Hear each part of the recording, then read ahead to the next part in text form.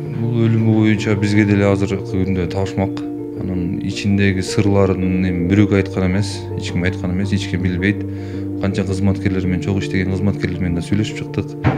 Эч ким эч нерсе айткан эмес. Бизге дагы азыр табышмак. 39 жаштагы милиция кызматкеринин сөөгү шаардагы Салиева дарегинде жайгашкан көп кубаттуу үйдүн батиринде табылган. Ал милициянын капитаны. Алгачкы кароодо өзүнүн үйүндө асынган абалда болгон. Тергөөнүн жүрүшү менен ал өз өмүрүнө кол салган. Анын жакындары экспертизадан баш тарткандыктан ишмердүүлүгү боюнча гана тергөө иши ачылганы маалым болду.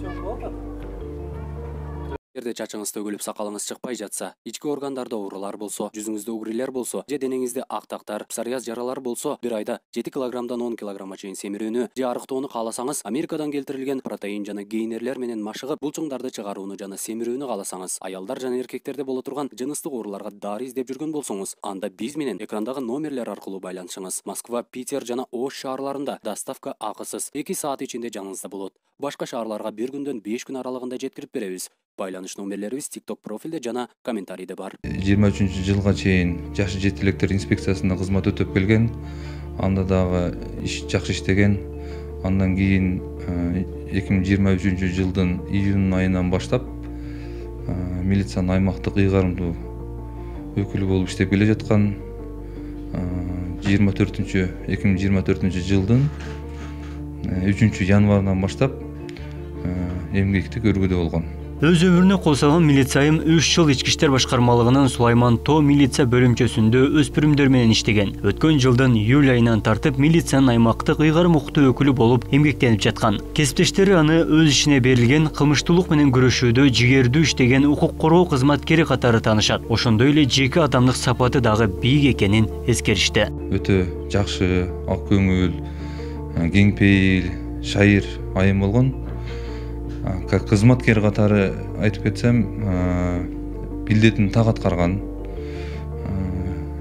ишин билген, укук бузуулардын алдын алуу боюнча, кылмыштуулук менен күрөшүү боюнча ишин жакшы көргөн, ишин жакшы билген кызматкер эле. Өтө шайыр, эч кимге жамандык каалабаган, жаман ою жок, сөзү аз кызматкер болгон. Милиция айымынын кесиптештери анын өлүмүн табышмактуу болуп жатканын билдиришет. Анткени жакындарына жана кесиптештерине өзүнүн турмушундагы сырларын айткан эместигин белгилеп жатышат. Мындан улам капитан айымдын өлүмүн жеке жашоосуна байланыштырышат. Ал жүрөк оорусу менен дагы жабыркап келген. Бул өлүмү боюнча бизге деле азыркы күндө табышмак. Кимден сурасаң деле бул кыз жөнүндө, бул кызматкер жөнүндө эч кандай жаман сөз жок, жаман ой жок. Анын ичиндеги сырларын бирөөгө айткан эмес, эч ким билбейт. Канча кызматкерлер менен чогуу иштеген кызматкерлер менен да сүйлөшүп чыктык.